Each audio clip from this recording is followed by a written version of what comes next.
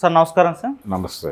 Sir Ramoji Rao గారు ఇవాళ morning చనిపోవడం జరిగింది సార్. మనకు తెలుసు సార్, ఈనాడు అధినేత and Ramoji film city owner and Usha Kiran banner ద్వారా ఎన్నో సినిమాలు కూడా మనకు అందించడం జరిగింది. సో అటువంటి వ్యక్తి ఇప్పుడు చనిపోయారు కాబట్టి ఎలా చనిపోయారు, అసలు ఆయన మొత్తం జర్నీ గురించి మీరేం చెప్తారు సార్? అంటే అనారోగ్యం, ఆయనకి 88 సంవత్సరాల వయసు. ఆయన అనేక ఒత్తిళ్ళు ఉన్నాయి ఆయనకి. ఆ ఒత్తిళ్ళు ఇవన్నీ పక్కన పెట్టేస్తే రీసెంట్గా ఒక కేసు నిమిత్తం సిబిఐ ఎంక్వైరీకి వచ్చినప్పుడు ఆయన బెడ్ మీద ఉన్నటువంటి ఫోటో ఒకటి బయటకు వచ్చింది. ఓకే.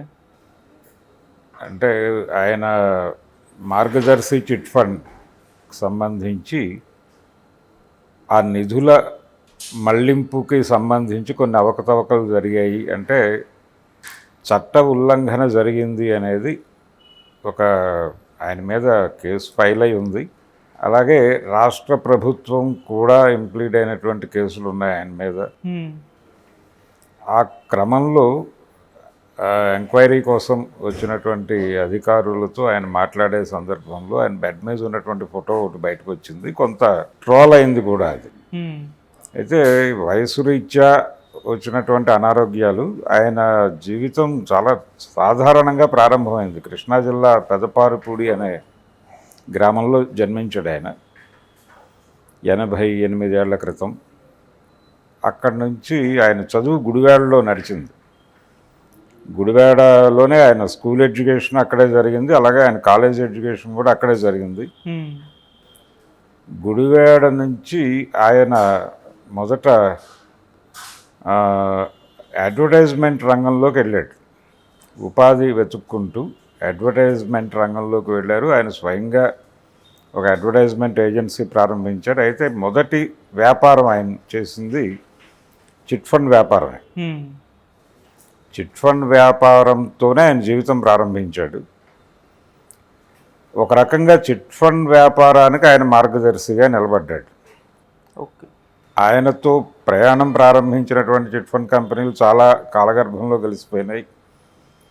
ఆయన్ని స్ఫూర్తిగా తీసుకుని ప్రారంభించిన వాళ్ళు కాలగర్భంలో కలిసిపోయారు. కానీ ఈ రోజుకి మార్గదర్శి చిట్ ఫండ్ నిలబడి ఉంది. ఇలా అంటే 62 నుంచి ఆ రంగంలో ఉన్నాడు ఆయన, ఆ వ్యాపారంలో ఉన్నాడు. ఆ తరువాత అడ్వర్టైజ్మెంట్ ఏజెన్సీ, తర్వాత డాల్ఫిన్ హోటల్ ప్రారంభించాడు ఆయన విశాఖపట్నంలో. ఈ ప్రయాణంలో ఆయన తన బంధువుల్ని అందరినీ తనతో పాటు నడిపించాడు. డాల్ఫిన్ అప్పారావు ఈ మధ్య ఆయన ఇంటర్వ్యూస్ ఇచ్చాడు చాలా. ఆయన రామోజీరావుకి అండాదండగా ఉండి ఆయన వ్యాపారాల్లో, అంటే డాల్ఫిన్ అప్పారావు అనటం వెనకాలే డాల్ఫిన్ హోటల్ నిర్వహణ అంతా ఆయన చూసుకునేవాడు. ఓకే. ఈ క్రమంలోనే విశాఖ కేంద్రంగా కొంత వ్యాపార సామ్రాజ్యం ఆయన, అంటే అంకురార్పణ అక్కడ జరిగింది. హైదరాబాదులో కూడా ఆయన బిజినెస్ ఉండేది. హైదరాబాద్, ఆయన ఢిల్లీ నుంచి నేరుగా హైదరాబాదే వచ్చారు యాడ్ ఏజెన్సీ నుంచి. తర్వాత ఇక్కడ యాడ్ ఏజెన్సీ కిరణ్ యాడ్స్ ఏదో ఆ పేరుతో, కిరణ్ పేరుతోనే ఆయన అడ్వర్టైజ్మెంట్ ఏజెన్సీ ప్రారంభించారు వారి పెద్ద కుమారుడు కిరణ్. ఆ తరువాత ఆయన ఈ చిట్ ఫండ్ కంపెనీ, ఈ చిట్ ఫండ్ కంపెనీ ఇక్కడి నుంచి విస్తరించింది. విశాఖలో ఆయన డాల్ఫిన్ హోటల్ ప్రారంభించిన తరువాత మార్గదర్శి అడ్వర్టైజ్మెంట్లు, అలాగే ఈ డాల్ఫిన్ హోటల్ అడ్వర్టైజ్మెంట్స్ ఇవన్నీ పత్రికలకి రెగ్యులర్గా ఇవ్వాల్సి వచ్చేది.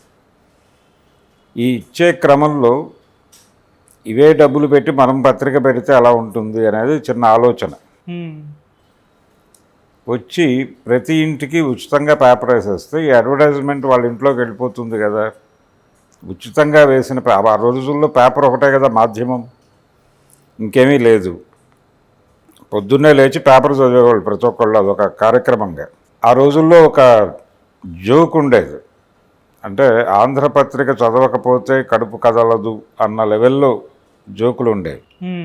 సో పేపర్ అనేది అనివార్యంగా ప్రతి ఒక్కడు చదివేటువంటి మాధ్యమం ఇంకొకటి లేని సందర్భం. ప్రపంచం గురించి, జీవిత గమనం గురించి తెలుసుకోవాలంటే పత్రికలే ఉండేవి ఆ రోజున. కాబట్టి మనం ఒక పత్రిక ప్రారంభిస్తే అలా ఉంటుంది అని అనుకుని ఆ ప్రయాణంలో, అంటే ఏ పత్రికకి ఏ టైటిల్ పెట్టాలి అనే దగ్గర ఆయన ఆలోచన చేశాడు. కేఎల్ఎన్ ప్రసాద్ గారు స్ఫూర్తి ఈయనకి పేపర్ పెట్టడానికి. ఓకే. ఆయన ఒక ఏరోప్లేన్ ప్రయాణంలో ఆయనతో కలిసి ట్రావెల్ అవుతూ ఆయనతో మాట్లాడాడు. కేఎల్ఎన్ ప్రసాద్ అంటే ఆ రోజుల్లో రాజ్యసభ సభ్యుడు ఆయన. ఇప్పుడు రాధాకృష్ణ గారు నడుపుతున్నటువంటి ఆంధ్రజ్యోతి ఆయనదే. ఆయనే ప్రారంభకుడు నార్ల వెంకటేశ్వరరావు గారి నాయకత్వంలో. ఆ కేఎల్ఎన్ ప్రసాద్ గారు స్ఫూర్తిగా ఈయన ఆంధ్ర అనే శబ్దం ఉండేది ప్రతి పత్రికకి ముందు. ఆంధ్రప్రభ, ఆంధ్రపత్రిక, ఆంధ్రజ్యోతి ఇలాగే. ఈ ఆంధ్ర అనేటువంటిది లేకుండా టైటిల్ కావాలి అనుకున్నాడు ఈయన. అనుకున్నప్పుడు అబ్బూరి వరదరాజేశ్వరరావు గారు వీళ్ళు అంటే ఒరిస్సా నుంచి కొంతమంది పారిశ్రామికవేత్తలు విశాఖ కేంద్రంగా ఒక తెలుగు పేపర్ నడపాలి అని అనుకున్నారు. అంటే ఆ బార్డర్ తెలుగు వాళ్ళ కోసం అనుకుని వీళ్ళు ఓ టైటిల్ అనుకున్నారు, ఈనాడు అని. ఓ టైటిల్ అప్లై చేశారు. టైటిల్ వచ్చింది కానీ పత్రిక ప్రారంభించలేదు వాళ్ళు. వాళ్ళ దగ్గర నుంచి అబ్బూరి వారి నుంచి ఈయన దాన్ని తీసుకున్నారు. ఈ టైటిల్ తీసుకుని ఆయన వైజాగ్లో ఒక ఆఫీస్ పెట్టి ఈనాడు ప్రారంభించి 4 పేజీల ఈనాడు. అది కాకినాడ వరకు వచ్చేది అంతే. ఈనాడు ప్రారంభం అది. అడ్వర్టైజ్మెంట్స్ ఉండేవి, వాళ్ళ పర్సనల్ యాడ్స్ ఉండేవి. మార్గదర్శి, డాల్ఫిన్ ఈ యాడ్స్ ఉండేవి. ఈ అడ్వర్టైజ్మెంట్స్ అంటే ఈ బిజినెస్తో పాటు ఆయనకి వైజాగ్ కేంద్రంగా ఉండడానికి కారణం ఏంటంటే ఈ వలలు, చేపలు పట్టేటువంటి వలలు తయారు చేసేటువంటి ఒక కార్ఖానా కూడా ఆయనకు ఉండేది. ఓకే. ఇలా చిన్న చిన్న వ్యాపారాలు, రకరకాల వ్యాపారాల్లోకి విస్తరించాడు ఆయన. అంటే చిట్ ఫండ్ ద్వారా మొబలైజ్ అయినటువంటి డబ్బులు ఆ ఫండ్ని ఎక్కడో చోట ఇన్వెస్ట్ చేసి దానిలో నుంచి వచ్చిన డబ్బులు కదా వీళ్ళకి డివిడెండ్ రూపంలో పంచాల్సింది. నమ్మకం కలిగిస్తే కస్టమర్కి ఇది ఇబ్బంది లేకుండా ఈ డబ్బులు వెనక్కి వస్తాయి, ఎంతో కొంత అదనంగా ఇచ్చి మనకు వస్తుంది ఈ డబ్బులు అనే కాన్ఫిడెన్స్, అనే నమ్మకాన్ని కనుక కస్టమర్లో, మదుపరిలో నింపగలిగితే అంతకంటే వాళ్ళకి ఎక్కువ డబ్బులు ఇచ్చి ఎరవేయటం కన్నా కూడా నమ్మకం కలిగించి తక్కువ డబ్బులు ఇచ్చినా కానీ కాన్ఫిడెంట్గా వాళ్ళు ఉంటారు అనేది రామోజీరావు నమ్మిన సూత్రం. ఒరిజినల్గా ఆయన పేరు రామయ్య, వాళ్ళ తాత పేరు పెట్టారు ఆయన. ఓకే. ఆ రామయ్యని ఈయన స్కూల్లో చేరినప్పుడు అది మరీ ఇబ్బందికరంగా ఉంది రామయ్య అనే పేరు అని రామోజీ అని అన్నాడు. అలా రామోజీ అని తన పేరుని పెట్టుకున్నాడు ఆయన. గుడివాడ స్కూల్లో జాయిన్ అయినప్పుడు పేరు మార్చుకున్నాడు ఆయన. అక్కడి నుంచి అదే పేరుతో కొనసాగాడు. జనరల్గా ఈ పేరు కనిపించదు అక్కడ. వీళ్ళది వైష్ణవ సాంప్రదాయం. ఆ వైష్ణవ సాంప్రదాయ కుటుంబం అవటం వలన అది నడిచింది. అలా రామోజీ అని ఆయన పెట్టుకున్నాడు, అది ఓకే అన్నారు జనాలు, అలా నడిచింది. ఇలా ఆయన ఈ చిట్ ఫండ్ మదుపరుల నమ్మకం కలిగించగలిగితే చాలు, వాళ్ళకి భారీగా డివిడెండ్స్ ఇవ్వక్కర్లేదు అనేది ఆయన నమ్మాడు. నమ్మి ఈ నిధిని తీసుకెళ్ళి చాలా వ్యాపారాల్లో పెట్టి రకరకాల వ్యాపారాలు ఫ్లరిష్ చేసి ఆయన ఆ వచ్చినటువంటి లాభాలు వీళ్ళకి పంచేవాడు. ఆ లాభాలలో కొంత భాగం వీళ్ళకి పంచేవాడు. ఓకే. మిగిలిన భాగంతో ఇతర వ్యాపారాల్లోకి విస్తరించేవాడు. ఇలా ఆయన ప్రయాణం మొదలైంది, వ్యాపార ప్రయాణం. ఈ ప్రయాణంలో భాగంగా ఈనాడు పేపర్ ప్రారంభమైంది.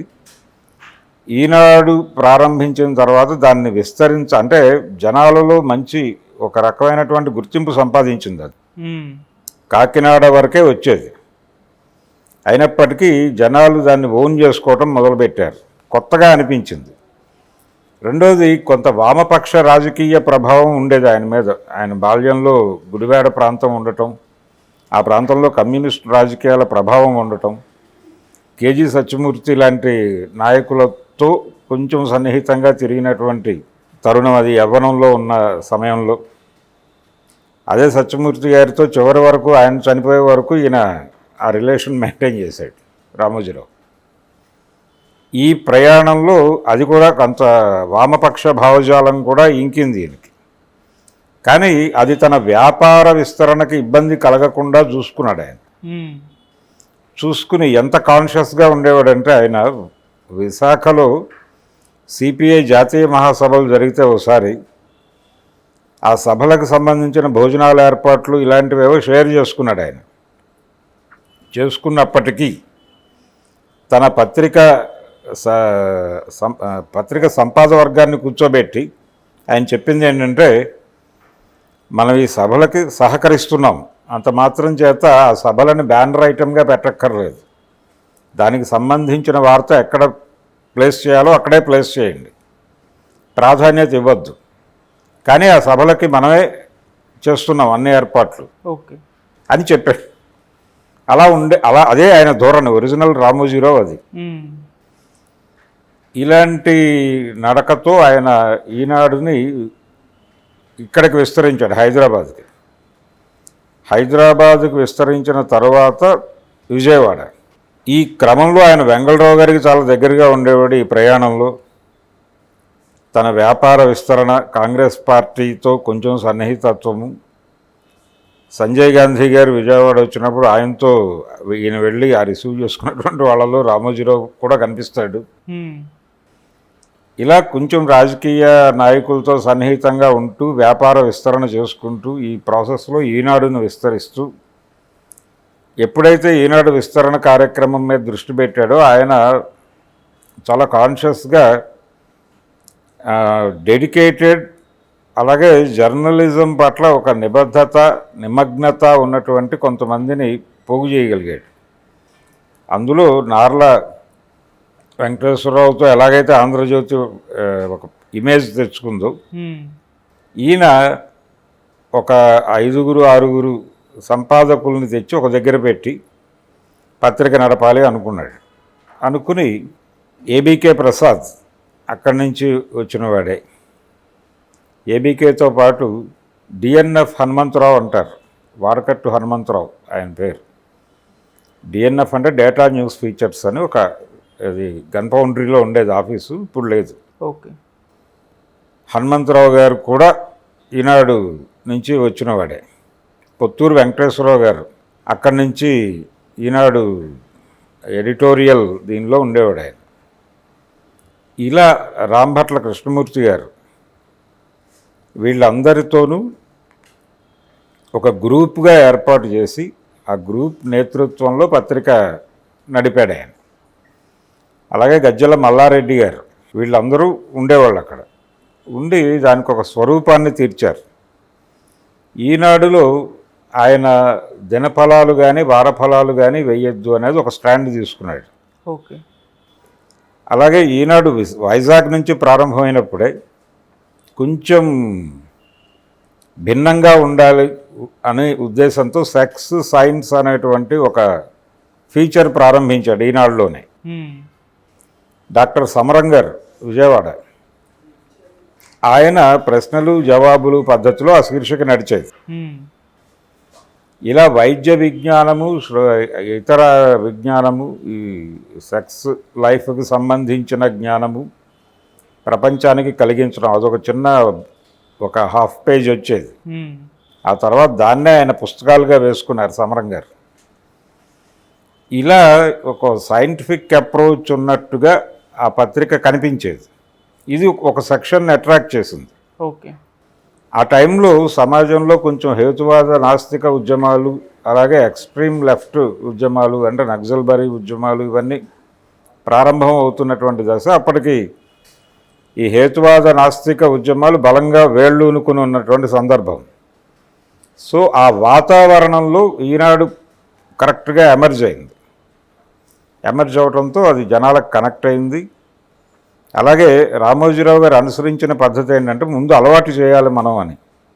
ఆయన ఎక్కడ ఎడిషన్ పెట్టినా కానీ 1 నెల 2 నెలల్లో ఉచితంగా పేపర్ వేసేవాడు అన్నిళ్ళకి. ఈ నెల రోజులు చదివినటువంటి అనుభవం రీత్యా మీరు ఈ పత్రికకి చందాదారుగా మారతారా లేదా అని వచ్చి అడిగేవాళ్ళు. అనివార్యంగా వాళ్ళకి అంటే అప్పటి వరకు వాళ్ళు వేయించుకుంటున్నటువంటి పత్రికలకి కొంచెం భిన్నంగా కనిపించినా అది వద్దులే అని చెప్పి దీనికి మారేవాళ్ళు. ఓకే. అప్పటికి నెంబర్ 1 పత్రికగా ఉన్నటువంటి ఆంధ్రప్రభని బీట్ చేయటం అనేది ఆయన ప్రోగ్రాం. ఆ ప్రోగ్రాం సక్సెస్ అయ్యాడు ఆయన. ఆ తర్వాత నెంబర్ 1 పత్రికగా నడిపాడు దాన్ని. ఈనాడు జర్నలిజం స్కూల్ అని ప్రారంభించి తన పత్రికకి కావాల్సిన సరుకుని తనే తయారు చేసుకోవటం అనే కార్యక్రమాన్ని మొదలుపెట్టాడు ఆయన. దానికి పరీక్షలు చాలా బిగ్ వేలో ఎగ్జామ్స్ నిర్వహించటం, వాళ్ళకి ట్రైన్ చేయటం, ఈ క్రమం అంటే రామోజీరావు గారి వ్యాపార దృక్పథం ఎలా ఉండేదంటే ఆయన ఒకసారి సడన్గా ఒక డౌన్వర్డ్ మూమెంట్ తీసుకున్నాడు. జిల్లా ఎడిషన్లు పెట్టడం అనేది అప్పటి వరకు లేదు. జిల్లా ఎడిషన్ అనే కాన్సెప్ట్ తీసుకొచ్చి ప్రతి వార్త కవర్ అవ్వాలి. జిల్లా ఎడిషన్లో కవర్ అయిపోతుంది. ప్రతి గ్రామము కవర్ అవుతుంది. ప్రతి గ్రామం నుంచి వీళ్ళకి రూట్స్ ఏర్పడతాయి పత్రికకి. ఈ నెట్వర్క్ని రకరకాలుగా వాడవచ్చు. దాంతోపాటు ప్రతి ఊరి నుంచి అడ్వర్టైజ్మెంట్స్ వస్తాయి. శ్రద్ధాంజలి అడ్వర్టైజ్మెంట్స్ వస్తాయి. అక్కడ వ్యాపారాలు విస్తరణలు లేకపోయినప్పటికీ ఆ ఊరిలో ఒక ప్రముఖుడు మరణిస్తే ఆ ఊరిలో 4-5 కలిసి ఒక అడ్వర్టైజ్మెంట్ ఇస్తారు కదా. అవును. ఈ లెవెల్ అంటే ఆయన మార్కెటింగ్ పీపుల్తో ఎలా మాట్లాడేవాడంటే మీరు మీ గ్రామంలో ఉన్నటువంటి కాటి కాపరితో కూడా మీకు సంబంధం ఉండాలి, రెగ్యులర్ టచ్ ఉండాలి. ఎవరు చనిపోతున్నారో కూడా మీకు తెలియాలి. ఎవరి ప్రామినెన్స్ ఏమిటి ఊళ్ళో అనేది మీకు తెలియాలి. తెలిసినప్పుడు ఈ చనిపోయిన వ్యక్తి ప్రామినెన్స్ ఏమిటి అనే దాన్ని బట్టి మీరు వెళ్ళి 4 శ్రద్ధాంజలి యాడ్స్ పట్టుకురాగలుగుతారు. ఈ లెవెల్ మోటివేషన్ ఉండేది ఆయనది. ఈ మోటివేషన్లోనే ఆయన దృక్పథం ఈనాడులో పనిచేసిన వాళ్ళకి చాలామందికి తెలుసు. ఇది ఇందిరాగాంధీ గారు కన్ను మూసినప్పుడు చాలా రాశారు డెస్క్ పీపుల్, చాలా ఆవిడ జీవితంలో ఉన్నటువంటి సంఘటనలు అంటే మైలురాళ్ళు ఇలా రకరకాలుగా రాశారు. బ్యానర్ ఏం పెట్టాలి అనేది తీవ్రమైన చర్చ. అది ఈ మల్లగుల్లాలు పడుతూ ఉండగా రామోజీరావు గారు వచ్చి ఏం జరుగుతోంది అని చూసి ఇవన్నీ లోపల పెట్టేయండి, ఫ్రంట్ పేజీలో మాత్రం ఏమీ వద్దు, ఇందిరా అస్తమయం లాంటిది ఏదో పెట్టి ఒక బ్లాక్ షేడ్ వేసి ఆయన దగ్గరే ఉన్నటువంటి ఒక ఇందిరాగాంధీ ఫోటో ఇచ్చి ఇదే ఫోటోని ఎల్లార్జ్ చేసి మొత్తం పేపర్ అంతా ఆవిడ ఫోటోనే బ్లాక్ షేడ్లో వేసి వదిలేయండి, మీరు రాసిందంతా లోపల పెట్టండి అని చెప్పాడు ఆయన. ఎందుకు చెప్పాడు, ఇలా చెప్పాడు ఏంటి, ఇంత కష్టపడి రాస్తుంటే అనుకున్నారు వీళ్ళు. కానీ మార్కెటింగ్ ధోరణిలో చెప్పాడు ఆయన. జనరల్గా తెలంగాణలో ఒక కల్చర్ ఉంది, తెలంగాణలో కాదు చాలా ప్రాంతాల్లో ఒక కల్చర్, తెలంగాణలో పర్టికులర్గా ఉంది. అది హైదరాబాద్లో కూడా బలంగా కనిపిస్తుంది. ఓకే. ఎవరైనా చనిపోతే వాళ్ళ ఫోటో ఒకటి ఏదో ఒక పద్ధతిలో ఒక కర్ర కట్టి 4 రోడ్ల కూడల్లో అలా పెడతారు. ఈ కల్చర్ని ఆయన తన వ్యాపారానికి అన్వయించుకుని అలా ఎర్లీ మార్నింగ్ ఈనాడు ఇందిరాగాంధీ ఫోటో కోసం వెతుక్కోవాలి కదా జనాలు. ఈనాడు పేపర్ కొనేసి ఆ ఫ్రంట్ పేజీ చింపేసి ఒక అట్ట కంటించేసి అలా పెట్టేసుకుంటారు కదా. సో వాడు పేపర్ చదువుతాడా లేదా అన్నది కదా, ఆ ఫ్రంట్ పేజీ కోసం పేపర్ కొంటాడు. ఓకే. ఇలా సేల్స్ పెరుగుతాయి. ఆ లెవెల్ ఆలోచన ఉండేది ఆయనకి. అది విజన్. ఈ విజను ఈ వ్యాపార విస్తరణతో పాటు ఆయన చల్సాని ప్రసాదరావు గారితో చతుర విపుల అనేటువంటి 2 మాసపత్రికలు ప్రారంభించాడు. అంటే వీళ్ళు న్యూస్ ప్రింట్ కోటా వచ్చిన తర్వాత ఆ న్యూస్ ప్రింట్ వేస్టేజీని ఎలా వాడాలి అనే ఉద్దేశంతో వారపత్రికలు ప్రారంభించారు. దినపత్రికల వాళ్ళందరూ అనే మాట బలంగా వినిపిస్తున్నటువంటి సమయంలో ఈయన వారపత్రిక జోలికి వెళ్లకుండా మాసపత్రికలు ప్రారంభించాడు. చతుర విపుల అనే పేరుతో. చతుర నవల వేసేది, ఒక అనువాదపు నవల కానీ స్ట్రైట్ నవల కానీ వేసేవాళ్ళు. చాలా సెలెక్టివ్ రచనలే వచ్చేవి. అలాగే అనువాద కథలతో విపుల అనేటువంటి పత్రిక నడిపేవాళ్ళు. చాలామంది అనువాదకుల్ని ఎంకరేజ్ చేసింది ఆ పత్రిక. చాలా ప్రపంచ సాహిత్యాన్ని తెలుగు ప్రేక్షకులకి, తెలుగు పాఠకులకి అందజేసింది. చాలా అంటే ఇతర భాషల్లో వస్తున్న సమకాలీన సాహిత్యం చాలామందికి తెలియదు. అంటే దీని ద్వారా ఆయన ప్రవాసాంధ్రుల లింక్స్ సంపాదించుకోగలిగాడు. అనేక భాషల్లో, ప్రపంచ భాషల్లో వస్తున్న కథల్ని ఎవరికి వాళ్ళు అనువదించి పంపిస్తే దానిలో ఏదైనా ఇబ్బంది ఉంటే ఇక్కడ సరిచేసి వీళ్ళు వచ్చేసేవాళ్ళు. అది అంటే పాఠకులలో చాలా పాపులర్ అయినాయి. చతుర విప్లవ చతుర ద్వారా ఆయన తన వ్యాపారానికి సంబంధం లేని కంటెంట్ ఉన్నప్పటికీ దాని మీద ఏమీ ఆంక్షలు ఉండేవి కాదు. చాలామంది రచయితల్ని దాని ద్వారా ప్రమోట్ చేశాడు ఆయన. ఉదాహరణకి కొమ్మిరెడ్డి విశ్వమోహన్ రెడ్డి, ఆయన వామపక్ష ఉద్యమకారుడు. ఆయన రాసిన స్టూవర్ట్పురం దొంగలు నేపథ్యంలో ఆయన టైగర్ నాగేశ్వరరావు, గజ్జల ప్రసాద్ వీళ్ళ జీవితాల మీద దొంగలు అని ఒక నవల రాశాడు. అది చతురులో వచ్చింది. అలాగే పతంజలి గారి కాకివనం నవల కూడా చతురులోనే వచ్చింది. ఆ తర్వాత విశ్వమోహన్ రెడ్డిదే జైలు అనేటువంటి నవల కూడా దానిలోనే వచ్చింది, చతురులోనే. అలా స్వేచ్ఛ అనేటువంటి నవల దానిలో వచ్చింది, ఓల్గా గారిది. ఇలా రకరకాల రచనలు, అంటే సమాజంలో జరుగుతున్నటువంటి సామాజిక ఘర్షణల్లో నుంచి వచ్చే సాహిత్యం కూడా దానిలో స్థానం సంపాదించుకునేది. అలాగే విపుల పత్రికల ద్వారా చాలామంది ఒక రకమైనటువంటి కొంచెం టేస్ట్, అభిరుచి ఉన్నటువంటి పాఠకులందరూ వాటిని రెగ్యులర్గా చదివేవారు. ఇలా ఒక సెక్షన్ని రామోజీరావు గారు తనతో నడిపించుకున్నాడు ఆ పత్రికల ద్వారా. దీని ఎక్స్టెన్షన్లో ఆయన film distributing company, Mayuri films అనే పేరుతో ఒక సినిమా డిస్ట్రిబ్యూటింగ్ వ్యవస్థ, సితారా అనేటువంటి ఒక సినిమా పత్రిక ప్రారంభించాడు. ఆ సితారా పత్రిక నుంచి అవార్డ్స్ ఇచ్చేవాళ్ళు, ప్రతి సంవత్సరం కూడా అవార్డ్స్ ఇచ్చేవాళ్ళు. సితారా అవార్డ్స్ చాలా ప్రామాణికంగా ఇండస్ట్రీ భావించేది, సినిమా పరిశ్రమ. ఈ క్రమంలోనే ఆయన ఉషా కిరణ్ మూవీస్ అని బ్యానర్ ప్రారంభించి శ్రీవారికి ప్రేమలేఖ అనే సినిమాతో, అది అంకురార్పణ మొదటి సినిమా, అది జంజాల గారి దర్శకత్వంలో చాలా పెద్ద హిట్. అది ఇవే ఉషా కిరణాలు అనేటువంటి ఒక లోగో సాంగ్ ఉంటుంది. అది జనాల్లోకి విపరీతంగా వెళ్ళిపోయింది. ఆ సినిమా, మయూరి డిస్ట్రిబ్యూటింగ్ వ్యవస్థ, ఇవన్నీ ఒక్కసారి రైజ్ అయినాయి. అట్లూరి రామారావు గారు ఆయనతో ఈ సినిమా ప్రొడక్షన్లో కలిసి ఉండేవాడు. ఆయన నేతృత్వంలో వచ్చిన సినిమాలన్నీ కూడా చాలా పెద్ద విజయాలు సాధించినాయి. ప్రతిఘటన ఆ బ్యానర్ నుంచి వచ్చింది. అలాగే సంగీతం శ్రీనివాసరావు గారి మయూరి ఆ బ్యానర్ నుంచి వచ్చింది. ఇలా ఆయన తీసినటువంటి సినిమాలన్నీ ఒక దశలో మంచి విజయాలు. అంటే రామోజీరావు గారి సినిమా అంటే అది డెఫినెట్గా ఓ కంటెంట్ ఉంటుంది అని.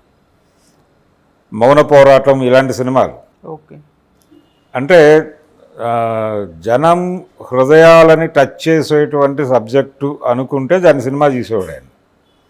అలాగే డివి నరసరాజు గారితో చాలా రిలేషన్ మెయింటైన్ చేసేవాడు ఆయన, వాంటెడ్గానే. ఎందుకు మెయింటైన్ చేసేవాడు అంటే ఆయన మంచి రచయిత, స్పార్క్ ఉన్నటువంటి రచయిత, పొలిటికల్ సెటైర్ తెలిసినవాడు. ఆయనతో ఈనాడులో కాలం రాయించుకునేవాడు ఆయన. అలాగే తన సినిమాలకు సంబంధించిన జడ్జిమెంట్లు చెప్పించుకునేవాడు. ఆయన దర్శకత్వంలో కారుదిద్దిన కాపురం ఒక సినిమా తీశాడు ఈయన, అది హిట్టే.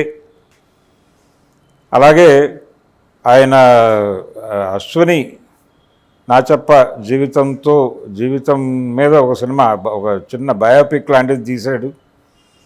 ఇలా ఆ టైంలో జనం దేని గురించి మాట్లాడుకుంటున్నారు దానికి సంబంధించిన కంటెంట్ ఇచ్చేటువంటి ప్రయత్నంగా ఆయన సినిమాలను కూడా అలాగే చూశాడు.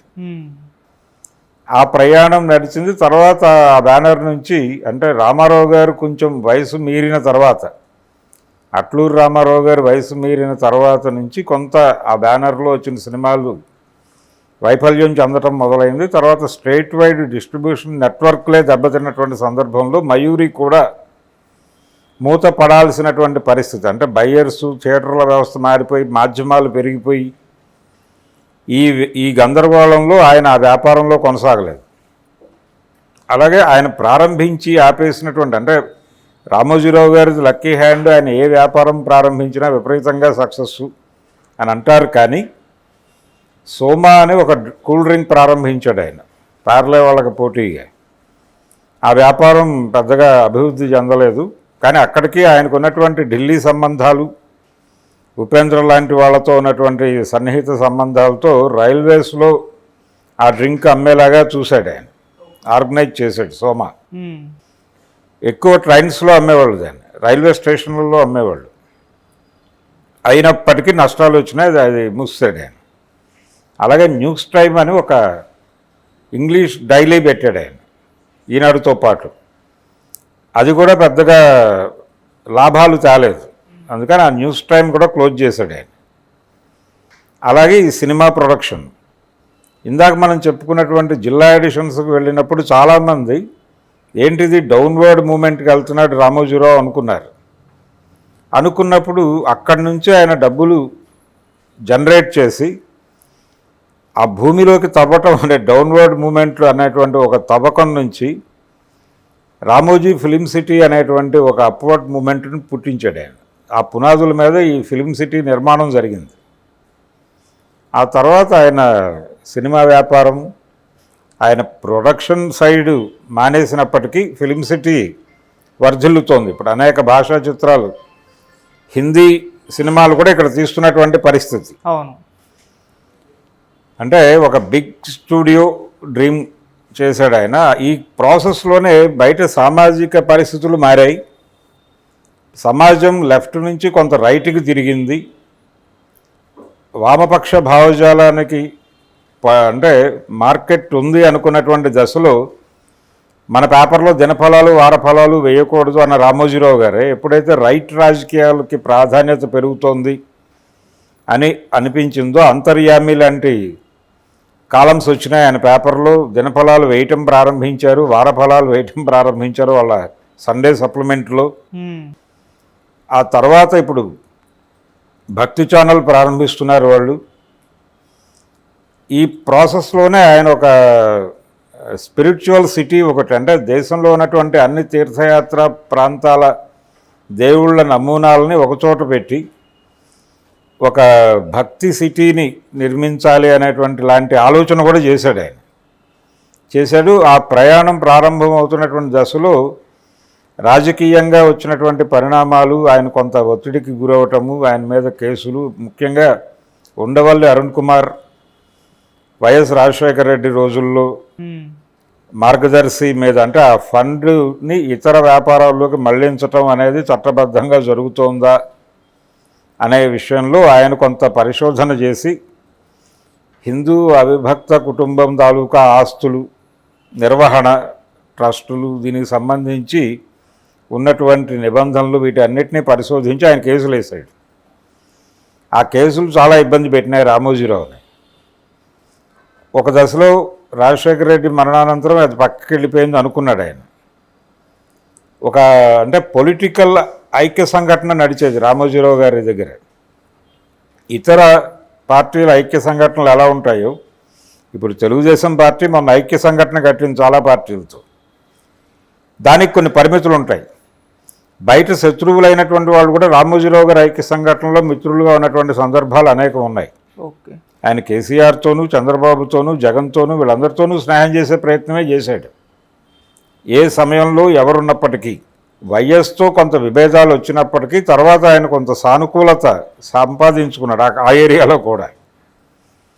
ఈ ప్రయాణంలో అలసిపోయాడు ఆయన. అలసిపోయి క్రమంగా ఆయన అనారోగ్యానికి గురవటం. అంటే రామోజీరావు గురించి అనుకుంటే రకరకాల విషయాలు గుర్తొస్తాయి, ఏ టైంలో ఏ మూమెంట్. ఒక దశలో తెలుగు భాష కాపాడుకోవాలి అనేటువంటి ఒక ఆందోళన మొదలైంది చంద్రబాబు గారు ముఖ్యమంత్రిగా ఉన్న రోజుల్లో. ఆ టైంలో తెలుగుకి ప్రాధాన్యత తగ్గిపోతుంది, సెక్రటేరియట్ పేరు కూడా సెక్రటేరియట్ అని ఇంగ్లీష్లో పెట్టారు, తెలుగులో లేదని ఒక ఆందోళన కేబీ తిలక్, ధర్మారావు గారు వీళ్ళ నాయకత్వంలో ప్రారంభమైనప్పుడు ఈయన వాళ్ళకు అండగా నిలబడి తెలుగుని భుజాన వేసుకున్నాడు. ఆ తెలుగు చాలామందిని భయపెట్టినప్పటికీ ఆయన తెలుగుగానే నడిచాడు. తెలుగుదేశం పార్టీకి, అప్పటి కాంగ్రెస్ పార్టీకి వ్యతిరేకంగా. అలాగే రామారావు గారు పార్టీ పెడుతున్నప్పుడు ఆయనకి అండగా నిలబడటం. మీరు ఇప్పటికీ ఎంత సన్నిహితంగా రామారావుతో ఉండేవాడు ఆయన అంటే ఒక రకంగా ఆయనకి అడ్వైజర్గా మారిపోయిన సందర్భం. వడ్డే శోభనాథేశ్వరరావు గారి అమ్మాయి వివాహానికి సంబంధించిన వీడియో ఉంటుంది యూట్యూబ్లో. ఆ వివాహానికి ఎన్టీఆర్ ఎప్పుడెప్పుడు వస్తాడా అని ఎదురు చూస్తున్నటువంటి రామోజీరావు కనిపిస్తాడు. రామారావు గారు కారు దిగిన దగ్గర నుంచి ఆయన తిరిగి కారెక్కి వెళ్ళిపోయే వరకు ఆయన చెవి దగ్గర రామోజీరావు ఉంటాడు. ఈ లెవెల్ రిలేషన్ నడిపాడు ఆయనతో. ఇలా ఆయన రాజకీయ ప్రస్థానంలో గద్దర్ రామారావు రాజకీయ ప్రవేశం చేసినప్పుడు రాసినటువంటి అన్నా వచ్చిండో రామన్నా వచ్చిండో అనే పాటలో ఒక లైన్ ఉంటుంది. రామారావు రామోజీరావు ఆకులు పొక్కలు అందించుకున్నారు అన్నా వచ్చిండో అని. అదే రిలేషన్ నడిపాడు ఆయన. వాళ్ళ ప్రభుత్వం మీద క్రిటికల్గా కూడా ఉన్నాడు. కార్టూన్లు వేయించాడు రామారావుకి వ్యతిరేకంగా. అంటే కొంచెం సెటైరికల్గా రామారావు గారు కొంచెం గాయపడిన సందర్భాలు కూడా ఉన్నాయి. ఆయన పిలిచి మాట్లాడిన సందర్భాలు ఉన్నాయి. అయినప్పటికీ ఆ ప్రయాణం అలా నడిచింది. ఆ తర్వాత ఆయన ప్రో మార్కెట్ ఉన్నాడు. ఎన్టీ రామారావు యాంటీ మార్కెట్ ఉన్నటువంటి దశలో 90 దశకం ప్రారంభంలో సరళీకరణ ఆర్థిక విధానాల సందర్భంగా రామారావుని పదవి నుంచి పక్కకి లాగాల్సిన అవసరం ఉంది చారిత్రకంగా అనుకున్నప్పుడు తను కొంత లీడ్ తీసుకుని మార్కెట్కి అనుగుణమైనటువంటి చంద్రబాబుని ప్రతిష్ఠ చేయటంలోనూ రామారావుని పక్కకు లాగటంలోనూ కూడా కొంత కీలక పాత్ర పోషించినటువంటి చరిత్ర ఉంది ఆయనకి. ఇది టోటల్ అంటే తెలుగువారి ఆయన ఎప్పుడైతే ఈనాడు ప్రారంభము దాదాపుగా 62 నుంచి ఆయన ప్రజా జీవితంతో కనెక్ట్ అయి ఉన్నాడు. అప్పటి నుంచి అంటే 62 సంవత్సరాల ప్రజానుబంధం ఉంది ఆయనకి. మార్కెట్ అనుబంధం ఉంది. ఇంత సుదీర్ఘమైనటువంటి లైఫ్. అలాగే ఆయన ప్రారంభించిన వ్యాపారాల్లో ఎక్కడైనా ఇబ్బంది కలిగితే దాన్ని వెంటనే ఆపేసేవాడు. అలాగే అలా ఆపేసిన చరిత్ర ఉంది ఆయనకి. విజనరీ అనేది ఒకటి కనిపిస్తుంది. అంటే ఆయన ప్రియా పచ్చళ్ళు ప్రారంభించినప్పుడు పచ్చళ్ళ వ్యాపారం ఏమిటి అన్నారు చాలామంది. ఇంట్లో చేసుకునే ఊరగాయలు రోడ్లో పెట్టి అమ్మితే ఎవడు కొంటాడు అన్నారు చాలామంది. కానీ అది ప్రతివారికి అవసరమైన సందర్భం అయింది. ఎందుకంటే ఒక ప్రాసెస్లో కుటుంబాలు చిన్న కుటుంబాలుగా మారటము అనివార్యంగా ప్రియా పట్టుకొచ్చేస్తే సరిపోతుంది కదా అనే వాతావరణం తీసుకొచ్చాడు ఆయన. ఈ కండిషన్స్ వస్తాయని గమనించాడు. బ్యాచిలర్స్కి అదే ఉపయోగకరంగా మారుతుందని కనిపెట్టాడు. చివరికి 5 రూపాయల పౌచ్ ప్యాక్ 10 రూపాయల పౌచ్ ప్యాక్లో పచ్చడి అమ్మటం అనే ప్రోగ్రాం కూడా మొదలైంది కదా. ఇలా చాలా సక్సెస్ఫుల్గా నడిపాడు దాన్ని. పచ్చళ్ళ రామోజీరావు అన్నవాళ్ళు ఉన్నారు, పేపర్ రామోజీరావు అన్నవాళ్ళు ఉన్నారు, చిట్ ఫండ్ రామోజీరావు అన్నవాళ్ళు ఉన్నారు, పరమ స్వార్థపరుడు అన్నవాళ్ళు ఉన్నారు, రాజగురువు అని నిందావాచకంగా అన్నవాళ్ళు ఉన్నారు. తన వ్యాపారాలని ఎలా నడపాలనుకున్నాడో అలాగే నడిపాడు ఆయన. 2 కొడుకులు, సుమన్ రెండో కొడుకు, కిరణ్ పెద్ద కొడుకు. కిరణ్ నాయకత్వంలో ఇప్పుడు ఈనాడు సామ్రాజ్యం నడుస్తోంది. అలాగే ఆయన భార్య నాయకత్వంలో చిట్ ఫండ్ కంపెనీ నడుస్తోంది. సుమన్ ఆయన టీవీ రంగంలోకి విస్తరించిన తర్వాత దాని బాధ్యతలు చూస్తూ వచ్చాడు ఆయన. మధ్యలో ఆయన నిర్వహణకు సంబంధించి రామోజీరావు గారికి కొంత విమర్శ ఉండటంతో వాళ్ళిద్దరి మధ్య గ్యాప్ వచ్చింది. ఆ గ్యాప్ని తన రాజకీయ ప్రయోజనాల కోసం వాడుకునే ప్రయత్నం సాక్షి చేసింది. సాక్షికి ఫుల్ పేజ్ ఇంటర్వ్యూ ఇచ్చాడు సుమన్ రామోజీరావుకు వ్యతిరేకంగా. అలా వాళ్ళిద్దరి మధ్య కొంత ఘర్షణలు నడిచినాయి. తర్వాత ఆయన అనారోగ్యం పాలయ్యారు, చనిపోయాడు ఆయన. తర్వాత వాళ్ళ పిల్లల అభివృద్ధి అదంతా ఆయనే రామోజీరావు గారే టేకప్ చేశాడు. ఇలా బహుముఖంగా కనిపించేటువంటి వ్యక్తి. రాజకీయము, వ్యాపారము, తెలుగు సమాజము, తెలుగు సాహిత్యము. ఆయన ఇందాక మనం చెప్పుకున్నట్టు తెలుగుకి ప్రాముఖ్యత పెరుగుతున్నటువంటి దశలో ఈనాడుని అటు తిప్పడంతో పాటు బాలభారతం అనే ఒక పత్రిక ప్రారంభించాడు పిల్లల కోసం. చందమామ లాంటి పత్రిక అనే ఉద్దేశంతో తెలుగు వెలుగు అనేటువంటి ఒక పత్రిక తెలుగుకి డెడికేట్ చేస్తూ ఓ పత్రిక తీసుకొచ్చాడు. అవి తర్వాత కరోనా టైంలో నష్టాలు వస్తున్నాయని మూసేశాడు. ఇది టోటల్గా రామోజీరావు గారి జీవితము, ప్రయాణము, ఆయన తెలుగు సమాజం మీద వేసినటువంటి Mudra. Thank you so much. Thank you.